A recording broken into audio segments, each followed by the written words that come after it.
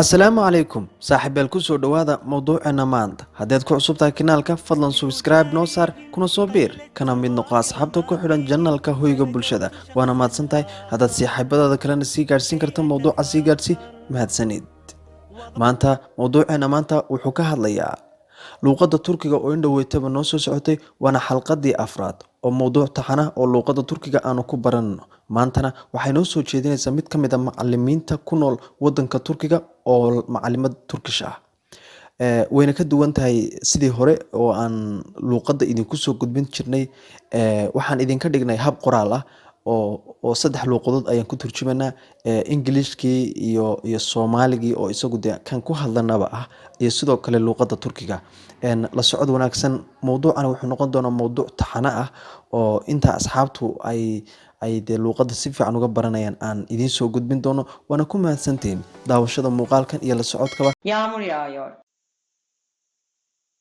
Yağmur yağıyor. Yağmur yağıyor. Hava güneşli. Hava güneşli. Hava güneşli. Hava rüzgarlı. Hava rüzgarlı. Hava rüzgarlı. Soğuk. Soğuk. Soğuk. Anlayamadım. Anlayamadım. Anlayamadım. Özür dilerim. Özür dilerim. Özür dilerim. Sorun değil. Sorun değil. Sorun değil. Tekrarlayabilir misin? Tekrarlayabilir misin? Tekrarlayabilir misin? Yavaş konuşabilir misin? Yavaş konuşabilir misin? Yavaş konuşabilir misin? Lütfen yazın. Lütfen yazın. Lütfen yazın. Anlamıyorum. Anlamıyorum. Anlamıyorum. Ne dediğimi anladın mı? Ne dediğimi anladın mı? Ne dediğimi anladın mı? Buna Fransızca ne denir? Buna Fransızca ne denir? Buna Fransızca ne denir? Bu kelimenin İngilizce'deki anlamı nedir? Bu kelimenin İngilizce'deki anlamı nedir? Bu kelimenin İngilizce'deki anlamı nedir? Fransızca tamam nasıl denilir? Fransızca tamam nasıl denilir? Fransızca tamam nasıl denilir? Bu nedir? Bu nedir? Bu nedir? Fransızca pratiği yapmam lazım. Fransızca pratiği yapmam lazım. Fransızca pratiği yapmam lazım. Ne demeliyim? Ne demeliyim? Ne demeliyim? Yavaşça.